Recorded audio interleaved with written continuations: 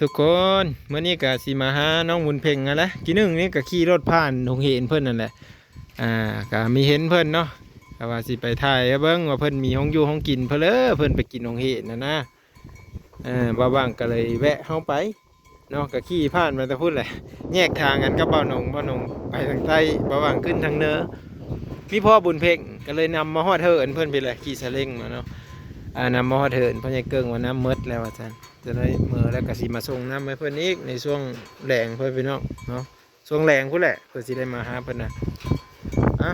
เมื่อนี้ก็สิขึ้นไปหาเพื่อนนำกันเด้อทุกคนเด้อเพื่อนอยู่เหินอยู่ศาลไม่จากบุญเพ่งนี่เมื่อนี้บุญเพ่งไม่ได้ไปโรงเรียนมือไม่จากแหล่รถทีบน้อยเพื่อกางายทองปางงังอยู่ผู้เดี๋ยวเพื่อนอยู่เหินนี่นี่เออเบิ่งคือเป็นทรงเงาแท้นี่ บุญเพ่ง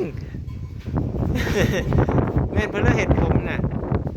เบิ่งให้เบิ่งนะเออมันลบแล้วก็นอนเว้นมาจากไหนอันนี้เบิ่งแน่ตากระแดงดังกระแดงหมดโอ้ยไม่เป็นวัดเป็นไอไม่จักนักเห็นนี่เหรอเบิ่งแน่ลมพัดจนผมยองมาแหละเอ้ยลมแรงเลยทุกคนเฮ้ยไปเลือกกิโลว่าลมมื่อนี้ไม่ได้ไปสักเสื้อเพิ่นพร้อมบ่ซักแล้วเสื้อเพิ่นเพ่งสิ้นเนี่ยซักแล้วโอ้ทั้งสิ้นทั้งเสื้อพ่อแม่พี่น้องโอ้โอ้โอ้เพิ่นซักแล้วเอาสบายดีป้าลุงก่อนบุญเพ่งได้เลยสวัสดีค่ะเลยแม่สวัสดีค่ะก่อนเนาะสวัสดีป้าลุงก่อนเบิ้งป้าลุงเพิ่นแหละเบิ้งเจ้าอยู่ป้าลุงเพิ่นแหละเบิ้งเจ้าน้ำเจ้าน่ะพอดีมดเลยบ่สวัสดีค่ะหลานบุญเพ็งไม่ได้ไปโรงเรียนวันนี้คุณครูเป็นแล้วคุณครูไปสวรรค์บ่ไปเชื่อซะคุณครูขาวเวียกทั่วมันตกอยู่นั่นเพิ่นนั้นอันนั้นแม่ครูเพิ่นน่ะขาเวียกเนาะก็เลยไม่ได้ไปแต่เช้านี่บ่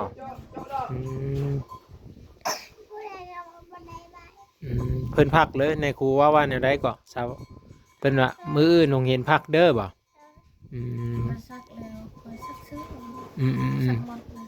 แม่นแล้วมื้อนี้ก็ฮะก็เป็นมื้อวันยังบุญเพ็งเฮ้ยโยวันยังวันนี้เฮ็ดฮู้บ่เบิ่งไอ้สิเบิ่งวันยังเนาะมื้อนี้พ่อใหญ่เกิ้งฮู้อยู่บ่มื้อนี้วันเพิ่น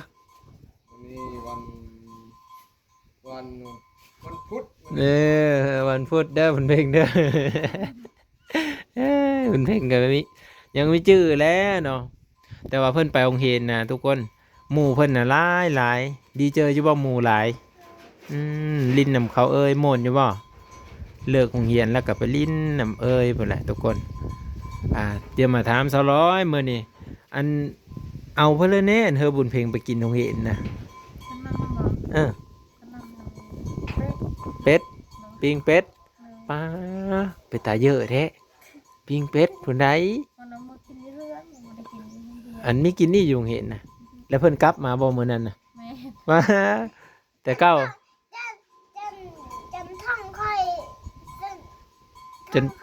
จนหิวเป็นแล้ว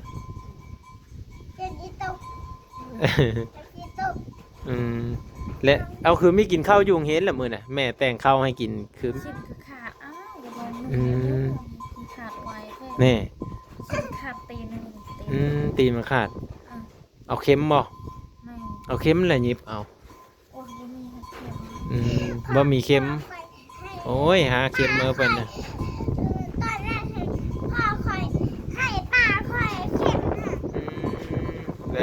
ให้ป้าเลยเพิ่นบ่ส่งคืนเลยกลับไปยืมน้ำเพิ่นไหมไปยืมมายิบให้แม่จะยิบให้เด้อมันขาดตีนมัน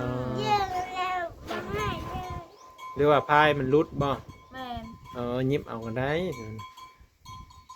คันไปซื้อกับ แพงได้ทุกคนเลยสิน2-3 แสนพุ่นน่ะบุญเพ็งไว้ในป่าอีเนาะและแม่เอาปิ้งเป็ดให้มื้อน่ะป๊าดหังไม่ได้กินอีกเอามากินเฮือนเพื่อมาจบแต่กินไม่แซ่บบ่ยุงเห็นเป็นนั่นเลย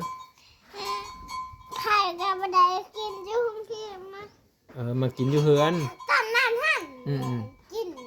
ปลาทั่วแล้วค่ะ ตอนนั้นหั่นกิน กินกับหมู่บ่หลายคนบ่ผู้นั่งนำเจ้าได้กินนำกันบ่ บ้าบอกบันไดกิน มันเป็นยังไงมันผู้สาวนี่เขาเลยอยากได้ พอดีว่า อยากได้ช่องไตเย็นโอ้ อืม น่านอนอยากได้ช่องไต เอาของพ่อนุชจักตุ๊กเอามาส่งคือเก้าบ่มีแต่ห้องรับเติมเอามาทำต้นกระสอบบ่ สาม ห้องเจ้า3นี่ ถ้าบอกกันจะเอาซีเป็นอันนั้นเป็นคนถ่าย พอดีแล้วมดเอามาส่งมดจังเอามาส่งมดจังบ่ ขนาดตัวคนบอก บ่อันน้ำมันนะเอา ช่องแล้วมือจะก็สิได้กิน มื้อนี้หันมาส่งมื้อนี่ จะก็จะมาท้อง จะมัดชุดนี้เลยจังเอามาส่งอีกพาอัดมันดิพาอัดมันดิ ตาอัดให้ จะลอยหาเฮ้ยเนาะ แล้วลูกก็อยากได้ทำเตะไหมล่ะ อยากได้ทงตีนน้อย ช่องไต คันใส่เกิบแล้วบ่มีทงตีนแล้วบ่คักใส่เกิบมันต้องมีทงตีนเนาะเพลงช่องไต ไม่เป็นคู่ละ20 บาทไหมจ๊ะคู่ละ10,000เลยมั้ยจ๊ะของเด็กน้อยอ่ะปลาลุงเอ้ยบุญเพ็งอยากได้รองตีนอีกแล้วอยากได้รองเท้าเวลาใส่เกิบน่ะเป็นอะไรบ่ได้ใส่รองตีนเลยบ่เห็น FC คอมเมนต์อยู่ว่าเอ้าบุญเพ็งคือบ่ใส่รองตีนว่าซั่นเพิ่นบ่มีเนาะใส่เกิบจะน่ะเอามาใส่ให้อ้ายเบิ่งดูซักเพิ่นซักแล้วทุกคนเนาะก็คือเห็นนั่นแหละเพิ่นบ่ได้ใส่รองตีนเนาะบ่ได้ใส่เลยบ่มื้อนั้นอ้ายก็ลืมเบิ่งมื้อจะไปโรงเรียนนะอ๋อเพิ่นใส่แต่เกิบแม่นบ่อ๋อไม่ใช่เกิ้งเด้ซื้อให้เลยแม่ลูกสาวอยากได้เด้อ๋อบ่มีเงินอีกแล้วเห็นแล้วบุญเพ็งพ่อก็ไม่มีเงิน200เด้ให้200ได้ซื้อให้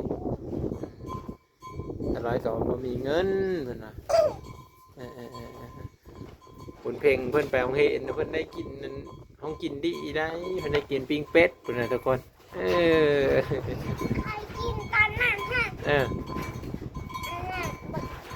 ปิ้งเขตได้กินอยู่ พ่อกินอะไร กินหยังยันว่าพ่อเอาปิ้งเขตเธอไม่เหมือนนะพ่อจะมักไปการเขต เราเนี่ยจะมาทำ แต่ว่าลูกอันนั้น ไปบ้านกะลาง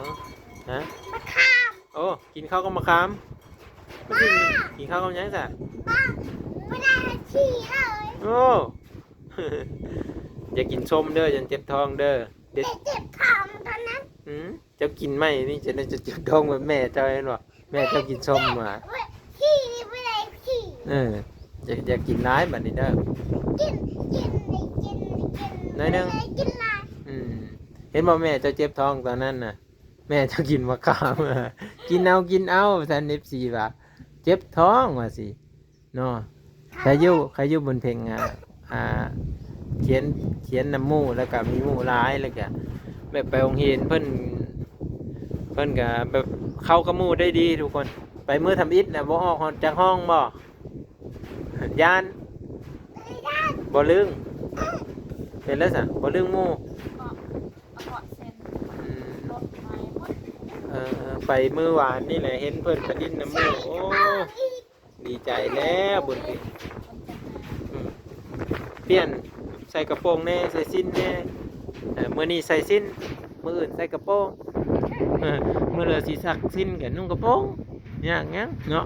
มีกระโปรงเปลี่ยนอยู่ตื่นแล้วบ่นุ่งทรงอยู่แต่ว่าเพิ่นนอนอันมีนุ่งทรงแล้วจับไว้เด้อคันนุ่งทรงแล้วปล่อยออกมาเลย เ เปาะเสือเปาะขี่สะเล้งบ่ มากินไอ้ยังซื้อไอ้ยังวันเพ็ญน้ำปลา มีได้น้ำปั่นก็มีอยู่เร่งยี่เหินไอ้มีน้ำปั่นเลยแซ่บได้น้ำปั่นไปบ่ไปแล้วไอ้ไม่ได้มาส่งได้ตอนไปนี่ไปได้แต่ว่าตอนมาไอ้ไม่ได้มาส่งอยู่เหินแม่มิ้วก็มีบ่ มีหมด น้ำปั่นไปซื้อซอยหน่อยเด้อไปอุดหนุนซอยหน่อยเด้อเอ้าเฮ้ยไอ้ดำได้พาไปเจ้าผู้หมักไปกับไอ้ดำ เอาไว้ดำพุ่นมีน้ำ สีแถมมาดอกสีแถมให้เต็มโหลดขายเฮอบุญเพ่งไงเอาเลยลายเลย นะไอ้สีขายเฮอเองไอ้สีปั่นเฮอเอง เต็มจอกเลย ไข่หวัดนะ ได้กินบ่น้ำแข็งไซเคยกินบ่ กินหมด มีเป็นจอก2,000มีจากอีเมลขายจากเธอเลยแหละไปโหลดไอ้สีขายเฮอสีขายเต็มมาเลย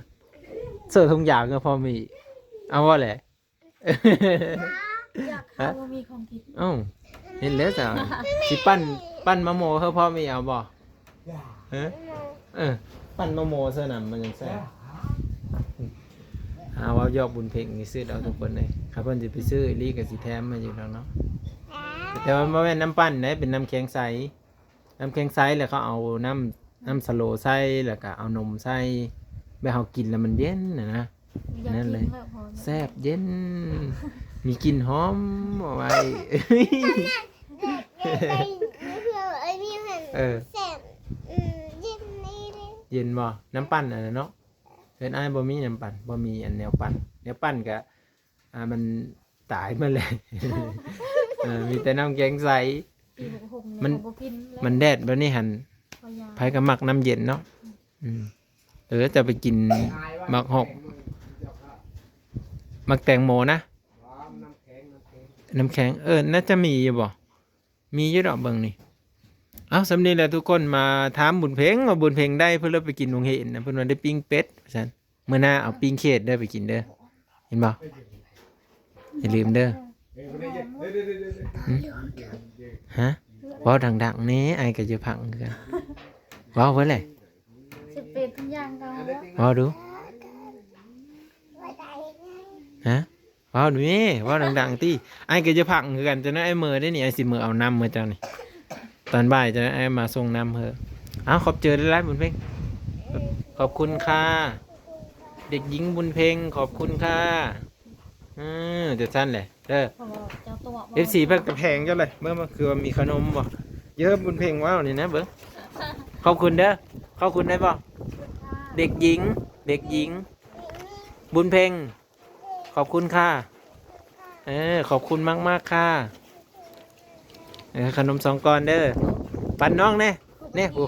ปันน้องแน่เอาเว้าดัง คือค่อย ๆเอาเว้าดู1 2 3เด็กหญิง เด็กหญิง บุญเพ็ง เพลง ขอบคุณค่ะ คุณค่าน บงามๆเลยปะสุนัขกระซองเบิ้งโอ้ยมีการถ่ายเบิ้งเนี่ยมีแต่หนุ่มทรงซ้ำเพิ่นเห็นกินขนมเพิ่นก็เยอะกันแล้วทำไมก็ได้ ๆปลาไว้ให้ดู โดยสบายดีสบายดีโดยเพิ่นน่ะจะได้อันลองตีนทะลุแต่ไม่มีเงินซื้อเพิ่นว่าเอาเมื่อเราเจอดีก็ซื้อเพิ่นเด้อพี่น้องเด้อเดี๋ยวมาบางสิมาอัปเดตให้เบิ่งวิดีโอต่อไปเนาะก็คือตอนนี้สิได้เมื่อก่อนมากินข้าวกินปลากันตกบ่ายตกเที่ยงมาอะไรกันพี่น้องมาแต่กะล้างแล้วก็โค้งมาพี่เลย เพื่อมาถามไทยน้องบุญเพ็งเนาะไปห้องห้ามมงเห็นบ่เมื่อนี้เพิ่นไม่ได้ไปเด้อทุกคนเด้อเราบางคนอาจจะสงสัยว่าเพิ่นเป็นหยังอาจารย์ขาเวียกเนาะมื้อหน้าเพิ่นแหละเพิ่นไปแล้วสิไปถ่ายให้เบิ่งอีกทุกคนเอ้ยขอบคุณครับ